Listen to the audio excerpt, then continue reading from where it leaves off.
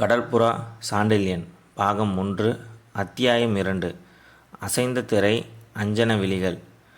பாலூர் பெருந்துறையின் பிரம்மாண்டமான அந்த சுங்க மண்டபத்தில் பல நாட்டு வணிகரும் மற்றோரும் வாதிட்டதால் விளைந்த கூச்சலையும் மீறி காவலர் காதில் விழும்படியாக கலிங்கத்து மன்னனை நிந்தித்து கருணாகர பல்லவன் கூவிவிட்டதையும், அந்த நிந்தனை காதில் விழுந்ததும் வாள்களின் மேல் கைகளை வைத்த வண்ணம் காவலர் இருவர் அவனை அணுகத் தொடங்கிவிட்டதையும் கண்ட சுங்க அதிகாரி அடியோடு நிலைகுலைந்து திகைத்து போய்விட்டான். என்றாலும் அதற்கு காரணமான இளையபல்லவன் மட்டும் தன்னை எதிர்நோக்கி வரும் ஆபத்தை பற்றி சிறிதும் சிந்தியாமலும், கோபம் தலைக்கேறி நின்றதால் விளைவை பற்றி அறவே கவலைப்படாமலும் உரையிலிருந்த தன் வாளை வெகு வேகமாக உருவினான்.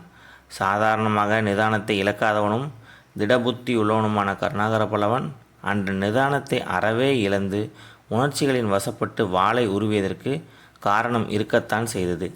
சுங்க அதிகாரி கூறிய விவரங்கள் அப்பொழுதும் அவன் புத்தியில் வலம் வந்து இளமையின் வேகத்தால் ஏற்பட்ட அவன் உணர்ச்சிகளை மேலும் மேலும் கொந்தளிக்கவே செய்தன.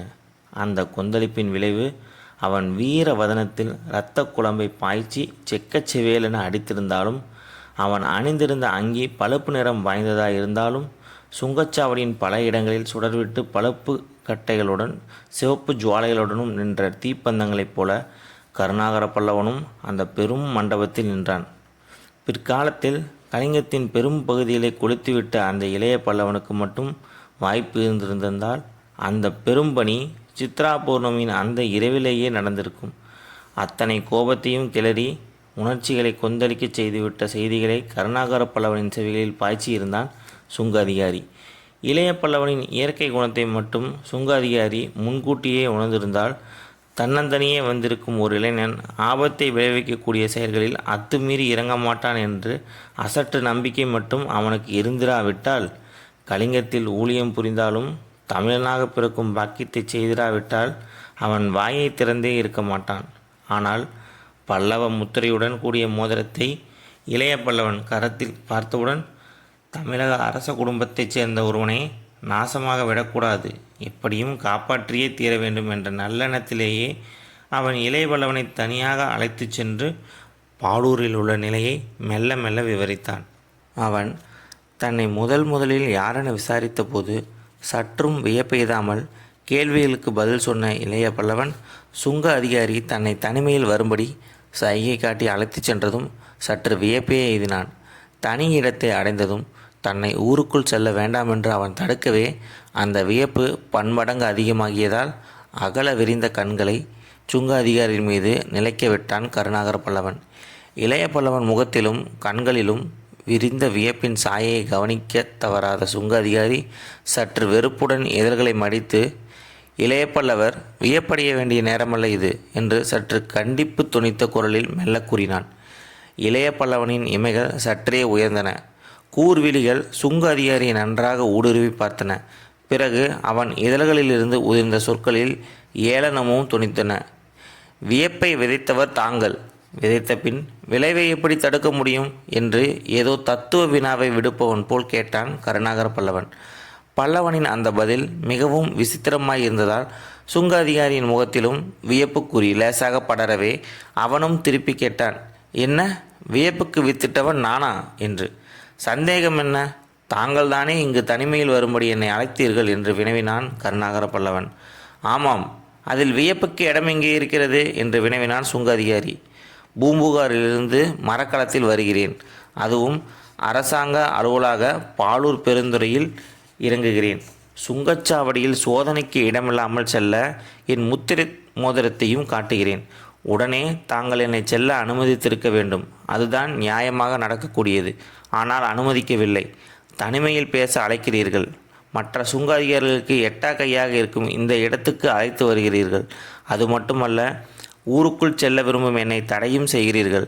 இத்தனைக்கும் வியப்படையாமல் எந்த மனிதனால் இருக்க முடியும் என்று கேட்டான் கருணாகர பல்லவன் சற்றே இகழ்ச்சியுடன் இளநகை கூட்டி. சுங்க அதிகாரி தன் இதழ்களை சிறிது ஒருபுறம் இழுத்து தனக்கும் இகழ்ச்சி முறுவல் கூட்ட முடியும் என்பதை நிரூபித்தான். பேச்சிலும் தான் இளைய பல்லவனுக்கு சோடை இல்லை என்பதை காட்டத் தொடங்கி, நீங்கள் சொல்வதிலும் பொருள் இருக்கிறது, வியப்புக்கும் இடம் இருக்கத்தான் செய்கிறது என்று கூறி வியப்புக்கும் என்ற சொல்லில் கடைசி உம்மை சற்று அழுத்தியும் உச்சரித்தான். வியப்புக்கும் என்றால் வேறு உணர்ச்சிக்கு இடம் இருக்கிறதா என்கிறீரா என்று வினவினான் இளைய பல்லவன். ஆம், தங்கள் நிலையில் நான் இருந்திருந்தால் வியப்புக்கு இடமளிக்க மாட்டேன். வேறு எதற்கு இடமளிப்பீர்? எச்சரிக்கைக்கு. எதை பற்றி எச்சரிக்கை? தங்கள் உயிரை பற்றி. இதை கேட்டதும் இளைய பல்லவன் அதிர்ச்சியடைந்து விடுவான் என்று சுங்க அதிகாரி எதிர்பார்த்திருந்தால் அவன் ஏமாந்தே போனான். கருணாகரனின் விழிகளில் மேலும் வியப்பின் சாயையே படர்ந்தது. அந்த வியப்பு குரலிலும் தொனிக்க கேட்டான். அரசாங்க அலுவலாக வந்திருக்கிறேன். இதோ இந்த பையில் சோழ மன்னனின் ஆக்னா பத்திரம் இருக்கிறது. நான் அரசாங்க தூதன்.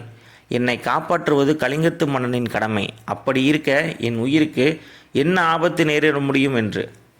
முதலில் உயிருக்கு ஆபத்து நேரிடாது என்று பணிவுடன் ஒப்புக்கொண்ட சுங்க அதிகாரியின் குரலில் ஏளனம் ஒலித்தது. பின்னால் ஏற்படுமா? இளைய பல்லவன் சற்று நிதானத்தை கைவிட்டு கேட்டான் இந்த கேள்வியை. ஆமாம், முதலில் சிறையில்தான் தள்ளுவார்கள். பிறகு சமயம் பார்த்து என்று வாசகத்தை முடிக்காமல் விட்ட சுங்க அதிகாரி கழுத்தில் தன் கையை வைத்து சரையில் என்ற குறுக்கே இழுத்து முடிவு என்பதை அடையாளத்தால் காட்டினான்.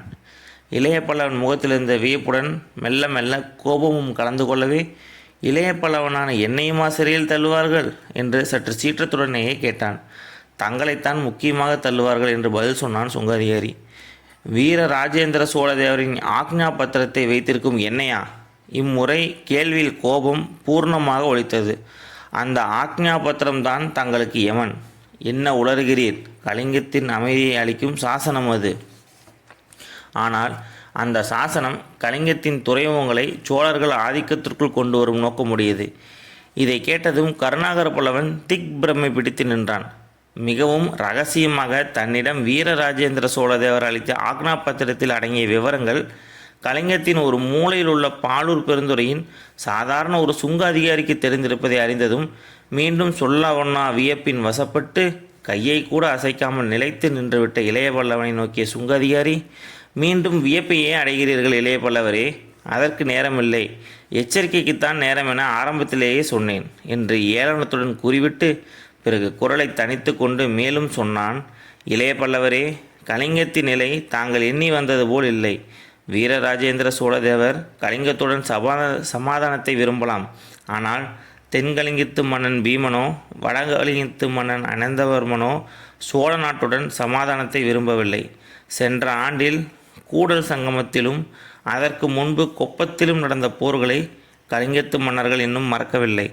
படைகளை அணிவகுப்பதிலும் நடத்துவதிலும் இணையற்றவர் என்று பாரதம் புகழும் மேலை சாளுக்கிய சோமேஸ்வர மாமன்னரையே முறியெடுத்த சோழ மன்னர்களின் பெரும் பலத்தை கண்டும் சோழ சாம்ராஜ்யம் மேற்கொண்டு விரைந்து கொண்டே கலிங்கத்தின் வாசலுக்கும் வந்துவிட்டதை பார்த்தும் கலிங்கம் திகிலடைந்திருக்கிறது.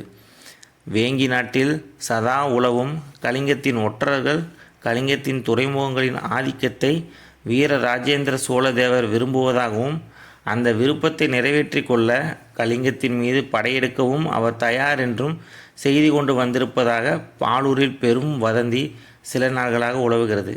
இந்த வதந்தியின் விளைவோ என்னவோ எனக்கு தெரியாது. பாலூரிலுள்ள தமிழ் பெருவணிகர்கள் பலரும் படைவீரர்கள் சிலரும் சிறைகளில் தள்ளப்பட்டிருக்கிறார்கள். இதற்கு மேல் சுங்க அதிகாரி பேசவில்லை. இளைய பல்லவன் என்ன சொல்லப் போகிறான் என்பதை கவனிக்க சற்றே தன் பேச்சை நிறுத்தினான். இளைய பல்லவனின் முகத்தில் சிந்தனையின் சாயை தீவிரமாக படர்ந்தது. அவனும் சில வினாடிகள் பேசாமலே நின்று கொண்டு சுங்க அதிகாரி விவரித்து சொன்ன விஷயங்களை மீண்டும் மீண்டும் அலசி பார்த்தான். முதலாம் ராஜேந்திர சோழதேவர் கங்கை கொள்ள பெரும் படையனுப்பிய காலத்துக்கு முன்பிருந்தே சோழ நாட்டுடன் பகைமையும் சாளுக்கியர்களுடன் தோழமையும் பாராட்டிய கலிங்க நாடு திடீரென தம்முடன் சமாதானத்துக்கு இசையும் என்று வீரராஜேந்திர சோழதேவர் எப்படி எண்ணினார்? கொப்பத்தில் ராஜாதி ராஜனாலும் இளவரசன் இரண்டாவது ராஜேந்திரனாலும் கூடல் சங்கமத்தில் இரண்டாவது ராஜேந்திரனாலும் அவர் மகன் ராஜ மகேந்திரனாலும் சாளுக்கியர்கள் அடைந்த பெரும் தோல்விகளுக்கு பிறகு கலிங்கம் கலங்குவது இயற்கைதானே என்று தன்னைத்தானே கேட்டுக்கொண்ட கருணாகர பல்லவன், இருப்பினும் போர்களை விட சமாதானம் சிறந்ததல்லவா? சில துறைமுகங்களை கலிங்கம் விட்டு கொடுத்தால்தான் என்ன? போர்களை நிறுத்தலாம், மக்கள் மாளமாட்டார்கள் என்றும் மனதிற்குள் சொல்லி கொண்டான். அவன் மனத்திலோடைய எண்ணங்களை சுங்க அதிகாரி புரிந்து கொண்டிருக்க வேண்டும். ஆகவே அவன், இளைய பல்லவரே, கலிங்கத்தின் துறைமுகங்களை, அதுவும் முக்கியமாக இந்த பாலூர் பெருந்துறையை சோழ மன்னர் விரும்பும் காரணம் கலிங்க மன்னர்களுக்கு நன்றாக தெரியும் என்றான். என்ன காரணம் என்று வினவினான் இளைய பல்லவன். புகாரும் புதுவையும் சோழகுலவள்ளியும் கொற்கையும் தமிழகத்தின் பெரும் துறைமுகங்கள்தான். ஆனால் அவற்றை விடச் சிறந்தது இந்த பாலூர் துறைமுகம் என்று சுட்டி காட்டினான் சுங்க அதிகாரி. எப்படி? சுங்க அதிகாரி மிகுந்த அமைதியுடன் சொன்னான். இது சொர்ண பூமியின் திறவுகோல் என்று. கருணாகர பல்லவன் புரிந்து கொண்டும் புரிந்து கொள்ளாதவன் போல் கேட்டான். சொர்ண பூமியின் திறவுகோலா என்று. ஆம் இளைய பல்லவரே, வைரமும் வைடூரியமும் பதிக்கப்பெற்ற மணிக்கதவுகள் உள்ள கடாரத்துக்கும் தங்க மண்ணிலே குளித்து கிடக்கும் சொர்ணத்தீவுக்கும் இந்த பாலூர் பெருந்துறைதான் திறவுகோல். இந்த துறைமுகத்திலிருந்துதான் வசதியான காற்று தென்கிழக்கு நோக்கி அடிக்கிறது. புகாரிலிருந்தும் புதுவையிலிருந்தும் கூட செல்லலாம். ஆனால் அந்த பிராந்தியங்களில் சில சமயங்களில் நடக்கும் பெரும் காற்றுகள் கப்பல்களை திசை மாறச் செய்திருக்கின்றன. மூழ்கிய கப்பல்களின் எண்ணிக்கையும் அதிகம்.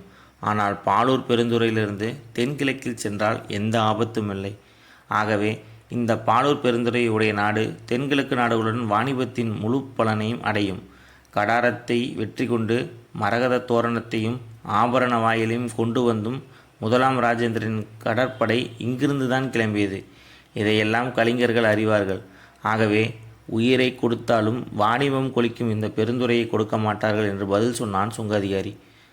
ஆகவே உங்களுக்கு ஆபத்து ஊருக்குள் காத்திருக்கிறது. நீங்கள் வருவது மட்டுமல்ல, வரும் அலுவல் மட்டுமல்ல, இந்த பெருந்துறையில்தான் இறங்குவீர்கள் என்பதும் தென்கலிங்க மன்னருக்கு தெரிந்திருக்கிறது. அப்படியா? ஆமாம் இளைய பல்லவரே. ஆக நீங்கள் ஊருக்குள் போவதனால் மாற்று உடையில் போக வேண்டும். அதுவும் நள்ளிரவில் போக வேண்டும். அத்தனை எச்சரிக்கை தேவையா? அவசியம் தேவை. ஊர் முழுவதும் படை நடமாட்டம் இருக்கிறது. தமிழர்கள் பலரை சந்தேகத்தின் மேல் சிறை செய்திருக்கிறார்கள் என்று முன்பே சொன்னேன் அல்லவா? அது மட்டுமல்ல. குரலை மிகவும் தாழ்த்தினான் சுங்க அதிகாரி. கருணாகரன் முகத்தில் மெல்ல மெல்ல கோபம் துளிர்த்தது. இன்னும் என்ன தேவை தமிழர்களை அவமதிக்க என்று சீறினான். தேவையானது நடந்திருக்கிறது. தமிழர்கள் வீதியில் நடமாடினாலும் கண்காணிப்பு இருக்கிறது என்றான் சுங்க அதிகாரி. என்ன அக்கிரமம்! சாதாரண மக்களையெல்லாம் ஒற்றர்களாக எண்ணுகிறானா பீமன் என்று சீரிய இளைய பல்லவனின் குரலில் அதிக கொந்தளிப்பு தெரிந்தது. அந்த கொந்தளிப்பை கவனிக்காத சுங்க அதிகாரி மேலும் தன் சாமர்த்தியத்தை காட்டி அது மட்டுமல்ல என்று ஆரம்பித்தான். எது மட்டுமல்ல என்று மீண்டும் சீறினான் இளைய பல்லவன். இரவில் தமிழர்கள் யாரும் ஊரில் நடமாட அனுமதிக்கப்படுவதில்லை. அது மட்டுமல்ல. இந்த அது மட்டுமல்ல பெரும் கசப்பாய் இருந்ததால் முகத்தை சுளித்தான் கருணாகர பல்லவன். ஒவ்வொன்றாக சொல்ல வேண்டாம், முழுவதையும் ஒரே அடியாக சொல்லி தொலையும் என்று எரிந்து விழுந்தான். அந்த முகச்சுளிப்பையும் எரிச்சலையும் கொந்தளிப்பாக அடிக்க பெரும் கொல்லியை இளைய பல்லவனின் உணர்ச்சிகளில் சொருகினான் சுங்க அதிகாரி. அது மட்டுமல்ல இளைய பல்லவரே, சோழ வம்ச இளவலும் நேற்று சிறை செய்யப்பட்டிருக்கிறார் என்று அக்கம்பக்கம் பார்த்து மிக மெதுவான குரலில் கூறினான். யாரது? எரிமலை குமுறும் குரலில் எழுந்தது இளைய பல்லவனின் கேள்வி. அம்மங்காதேவியின் மகன் ராஜராஜ நரேந்திரன் செல்வன் என்றான் சுங்க அதிகாரி. எரிமலை திடீரென வெடித்தது. அத்தனை துணிவா கலிங்கத்து பீமனுக்கு என்று கோபம் கொந்தளித்த குரலில் கனல் பொறிகள் சிதற கூவினான் கருணாகர பல்லவன். அதை கேட்டு திகைத்து போன சுங்க அதிகாரி சுயநிலை அடையும் முன்பாக வாள் தாங்கிய காவல் வீரர் இருவர் இளைய பல்லவனை அணுகிவிட்டதால் மேற்கொண்டு என்ன செய்வது என்பதை அறியாமல் தத்தளித்தான் சுங்க அதிகாரி. நிதானத்தை தான் இழந்து விட்டதால் நிலைமை மீறிவிட்டதை உணர்ந்த கருணாகர பல்லவன் மின்னல் வேகத்தில் தன் வாளை உருவி காவல் வீரர் இருவரின் வாள்களையும் சரையல் என்று தடுத்தான். அதே நேரத்தில் கச்சையில் வயிற்றுக்கு நேரே இருந்த தன் குறுவாளை எடுத்து ஒரு காவலன் வயிற்றில் பாய்ச்சி கொண்டே அகலமான தன் பெருவாளை மற்றொரு வீரன் கழுத்தில் பாய்ச்சினான். மின்னல் வேகத்தில் நிகழ்ந்துவிட்ட அந்த விபரீதத்தாலும் காவலர் இருவர் திடீரென தரையில் சாய்ந்து விட்டதாலும் அடுத்த வினாடி அந்த பெரும் சுங்க மண்டபம் அமளிதுமளிப்பட்டது. கண்ணிமைக்கும் நேரத்தில் இரு காவல் வீரரை வானுலகுக்கு அனுப்பிய கருணாகர பல்லவனைச் சூழ மற்றும் சில வீரர்கள் விரைந்தாலும் அவர்கள் சூழ்வதற்கு முன்பே வணிகர்களின் அச்சம் ஏற்பட்டு அவர்கள் சரக்குகளை காப்பாற்ற பெரும் கோஷத்தை கிளப்பி அங்குமிங்கும் ஓடியதால் காவலர், வணிகர், அடிமைகள் இவர்கள் கலந்து போய்விட்டதாலும் இந்த குழப்பத்தில் ஓரிரு பந்தங்களும் தலைகளிலிருந்து கீழே விழுந்துவிட்டதாலும் நிலைமையை நன்றாக பயன்படுத்தி கொண்ட கருணாகர பல்லவன் திடீரென வர்த்தகர்களுக்கிடையே பதுங்கி மறைந்து ஓரமாக ஒதுங்கி வெளியே வந்து தன் புறவியை அவிழ்த்து ஏறப்போனவனை கையை பிடித்து தடுத்த சுங்க அதிகாரி, வேண்டாம், புறவியை நான் பார்த்து கொள்கிறேன், இப்படி வாருங்கள் என்று சுங்கச்சாவடியின் மறைவிடம் ஒன்றை அழைத்து சென்று, இந்தாருங்கள், இந்த மேலங்கியை உங்களை நன்றாக மறைத்து கொள்ளுங்கள். இது அராபியருடை, தலையிலிருந்து கால் வரைக்கும் மறைக்கும். அதோ போகும் அராபிய வணிகர் கூட்டத்துடன் கலந்து ஊருக்குள் நுழையுங்கள். கூலவாணியின் விடுதிக்கு பிறகு செல்லலாம். ஊருக்குள் நுழையுங்கள். நுழைந்ததும் வெளிநாட்டு வணிகர் தங்கும் பெரும் வீதிக்கு சென்றால் அங்கு தங்க இடமும் இருக்கிறது. தமிழரை அந்த இடத்தில் யாரும் தேடவும் மாட்டார்கள். அங்கு இருங்கள், பிறகு சந்திக்கிறேன் என்று கூறிவிட்டு அரேபியர் அங்கியொன்றையும் அழித்துவிட்டு பழையபடி சுங்கச்சாவடி இருந்த கூட்டத்துக்குள் நுழைந்தான். சுங்க அதிகாரியின் சொற்களை நன்றாக மனத்தில் பதித்து கொண்ட கருணாகர பல்லவன் அடுத்த வினாடி அங்கு நிற்காமல் பாலூர் பெருந்துறையின் கோட்டை வாயிலுக்கு செல்லும் அரேபியர் கூட்டங்களுடன் கலந்து சென்றான். கோட்டை காவலர் ஒவ்வொருவரையும் தனிப்பட பரிசோதனை செய்தே உள்ளே அனுமதித்தார்கள். கருணாகர பல்லவன் வாயிலை அணுகியதும் திடீரென தலை கவிழ்ந்து ஏற்கனவே சோதனை செய்யப்பட்ட அரேபிய வணிகன் ஒருவனது மூட்டையை எடுத்துக்கொண்டு அவன் தொடர முற்பட்டான். காவலன் முதலில் அவனை போக அனுமதித்து விட்டாலும் கால்புறத்தில் சற்றே தூக்கியிருந்த அவன் மேலங்கியிலிருந்து தலை நீட்டிய வாளின் நுனியை பார்த்ததும், ஏய் வா இப்படி என்று அழைத்தான். கருணாகர பல்லவன் திடீரென அங்கியை கழற்றி காவலன் முகத்தில் எரிந்ததன்றி அடுத்த வினாடி தன்னை சூழ்ந்து கொண்ட 4-5 காவலரை தன் வாழ்வீச்சினால் விலக்கி கொண்டு ஓரிருவரை வெட்டி போட்டுவிட்டு அந்த பெரும் துறைமுக நகரின் வீதிகளில் எங்கு போகிறோம் என்பதை அறியாமல் ஓடினான். அவனைத் தொடர்ந்து 10-15 காவலரும் விரைந்தன. பாலென காய்ந்து கொண்டிருந்த அந்த வெண்ணிலவில் பாலூர் பெருநகரத்தின் நடுப்பகுதி வெள்ளை விளேர் என்றும் வீடுகளின் தாழ்வாரங்களில் நிழலடித்தும் பக்கப்பகுதிகள் கரையில் என்றும் இருட்டாகவும் தெரிந்ததால் அந்த நகரம் இருளும் ஒளியும் நன்மையும் தீமையும் கலந்த மனித இதயம் போல் காட்சியளித்தது. வீரர்கள் கண்களில் படாமல் இருளடித்த பகுதிகளிலேயே ஓடினாலும் வீரர்கள் அவன் காலடி ஒளியை கொண்டே அவனை துரத்தி சென்றார்கள்.